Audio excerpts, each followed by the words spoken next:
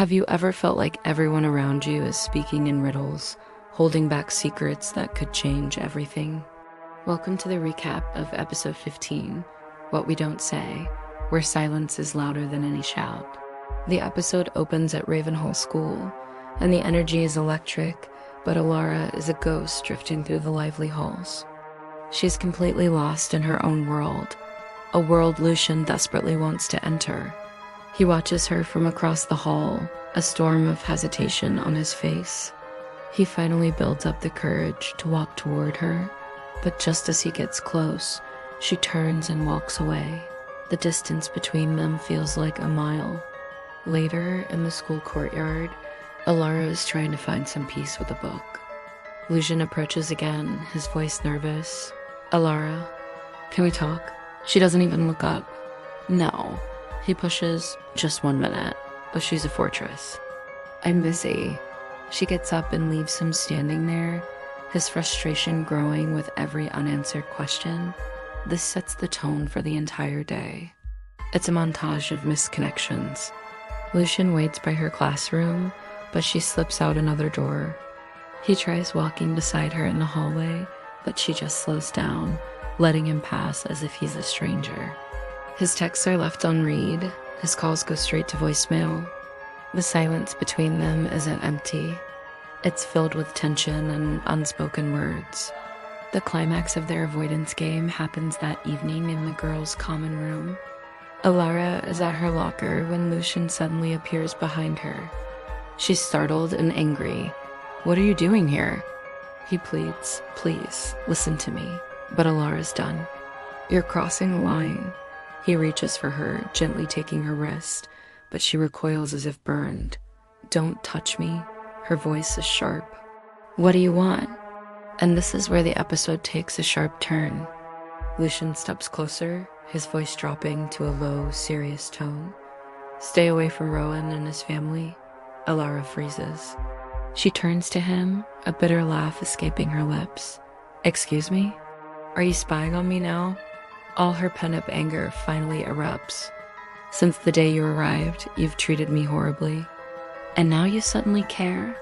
She defends Rowan, saying he's kind and that she knows something is wrong with him, something she's determined to figure out. She points a finger at Lucian, her voice shaking with defiance. "You don't get to control my life." Lucian's jaw tightens. He looks pained, desperate. "I'm trying to protect you." "From what?" She challenges. Silence. He can't meet her eyes. "From things you're not ready to see." He turns to leave, but stops at the door, delivering a final cryptic blow. "Some truths destroy people." He pauses. "Ask your principal." And then he's gone, leaving Elara completely shaken and more confused than ever. What does the principal know? What truth could be so destructive? Seeking answers, Elara finds herself on a road near the Black Forest. The wind whispers through the trees, mirroring the turmoil in her mind. Suddenly, a blur of motion rushes past her. It's Rowan, moving at an impossible speed. She calls out his name, and he stops, his breathing heavy and unnatural. "Why aren't you coming to school?" she asks. He promises he'll be back when he's ready. Elara tells him she went to his house, but his parents lied, saying he was away. He's clearly avoiding her, and she calls him out on it. His response is chillingly similar to Lucian's. "I'm protecting you." "From what?" she pleads, stepping closer. He won't answer. "I'm not safe for you right now," he insists. Elara refuses to believe it. "That's not true. You're a good person." "Tell me what's happening." A flash of deep pain crosses his face. "Please." "Don't ask."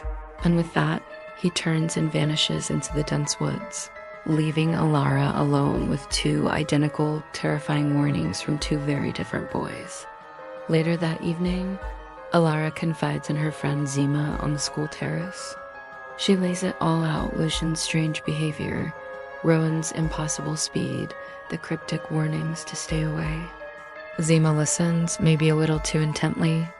For a split second, her calm facade cracks, and a flicker of fear of recognition crosses her face, but it's gone as quickly as it appeared. She forces a smile. "You're imagining things," Zima says dismissively. Everything is normal. But as she says it, Elara notices her friend's hands are trembling. Zima knows something. Everyone knows something except Elara. The episode ends on Lucian's balcony, bathed in moonlight. He stands alone, staring out at the dark forest, his phone in his hand.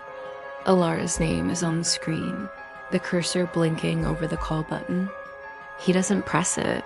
He whispers to himself, if she knows, she'll never forgive me. The wind picks up, and a faint, distant howl echoes from the direction of the woods. Lucian closes his eyes, his voice filled with a dark resolve. But I won't lose her. What is the secret that Lucian, Rowan, and even Zima are hiding? What happened in the forest, and what does the principal have to do with it? This episode left us with more questions than answers, and the feeling that something truly dangerous is closing in on Elara. Make sure you like, follow, and subscribe so you don't miss what happens next. Thanks for watching.